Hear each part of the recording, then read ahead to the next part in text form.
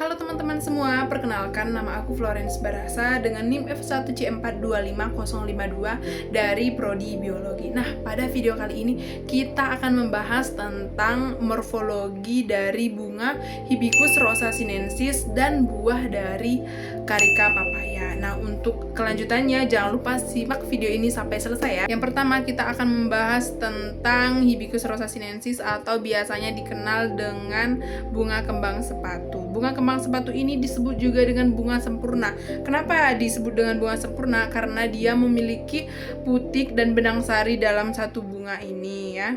Bagian-bagian dari bunga ini kita bisa lihat yang pertama ada tangkai daun. Nah, tangkai daunnya ini yang berwarna kecoklatan yang panjang ini fungsinya apa? Yaitu fungsinya untuk menyalurkan zat dan makanan dari batang ke seluruh bagian bunga. Nah, kelopak bunganya itu di atas tangkai bunga. Nah, ini yang berwarna hijau yang runcing kuncup ini. Nah, pada saat bunga masih kuncup, kelopak bunga inilah yang menutup bagian dalam dari bunga. Mahkota bunganya itu ini yang berwarna putih yang mekar melebar ke samping. Nah, fungsi dari mahkota bunga itu apa? Fungsi dari mahkota bunga adalah untuk menarik serangga dalam penyerbukan. Nah, selanjutnya benang sari. Nah, benang sari kita bisa lihat dari bagian atas yang ini yang berwarna kuning cerah itu adalah ini adalah kepala sarinya. Nah, isi di dalamnya adalah serbuk sari, di mana serbuk sari ini sebagai alat kelamin jantan, tempat serbuk sari. Ini adalah tempat serbuk sari. Nah, selanjutnya kita akan melihat daripada putiknya. Nah, bagian paling atas yang ini adalah putiknya yang berwarna kuning. Nah, kuningnya itu lebih terang ya. Kalau yang benang sarinya itu tadi ini berwarna lebih orange. Kalau yang ini dia berwarna lebih kuning cerah. Tangkainya panjang menjalur keluar dari tengah bunga, ujungnya bercabang. Nah, yang ini ujungnya bercabang. Dan inilah alat kelamin betina, tempat menempelnya dan masuknya serbuk sari, lalu membentuk tempatnya pembuahan. Jadi, untuk melihat bagian dalam dari bunga ini, melihat bakal buah atau ovarium, kita harus belah terlebih dahulu karena letaknya ada di bagian tengah, di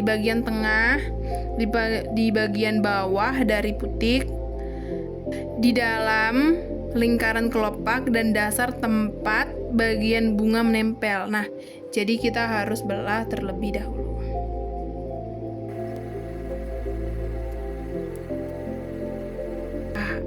Ya, bentuknya sedikit bulat lonjong berwarna hijau kekuningan. Jadi disinilah proses dibuahi dan tumbuh menjadi buah yang menjadi bakal biji. Nah, selanjutnya kita akan melihat bagian morfologi dari buah Carica papaya atau buah pepaya. Nah, yang pertama itu kita akan melihat yang pertama ada tangkai buah. Nah, tangkai buahnya itu dia itu yang berwarna kehijauan dan agak kecoklatan jika dia sudah matang. Nah, yang langsung menempel pada batang pohon yang berfungsi untuk menopang dan penyalur makanan ke buah. Untuk melihat bagian dalam dari buah Carica papaya, kita harus terlebih dahulu membelahnya.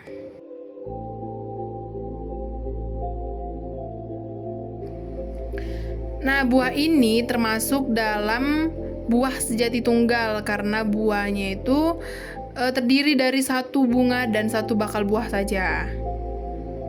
Ada eksokarp. Eksokarp adalah bagian dari kulit buah. Kulit buah kita bisa lihat di bagian luar atau bagian kulit dari buah. Jika dia muda dia akan berwarna hijau, tapi jikalau dia matang dia akan berwarna kuning atau keorengan. Bentuk dari kulit buah itu kulitnya tipis dan agak mengkilap.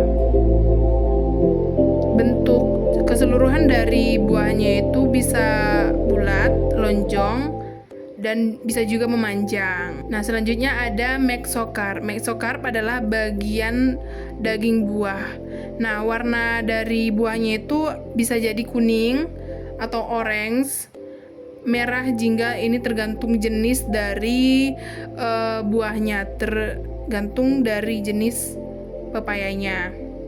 Nah, bentuknya itu tebal, lunak, dan berair. Kita bisa lihat. Nah, selanjutnya kita akan melihat bagian endokarp. Endokarp itu adalah bagian tengah dari kulit dalam pada buah.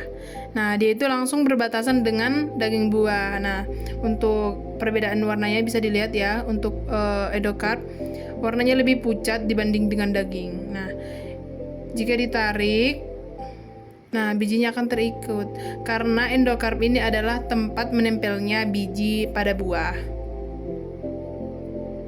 Bijinya itu berwarna hitam atau abu-abu. Bentuknya seperti telur ya. Jika dilihat bentuknya seperti telur, dilapisi oleh selaput lendir. Bijinya itu menempel di dinding, yang di dalam bijinya adalah lembaga calon tanaman baru. Nah, sekarang kita sudah di penghujung dari video. Terima kasih buat kalian yang telah menonton dari video ini. Jangan lupa like, komen, dan share. Mohon maaf jika ada salah pengucapan atau beberapa kata yang salah. Saya mohon maaf. Terima kasih.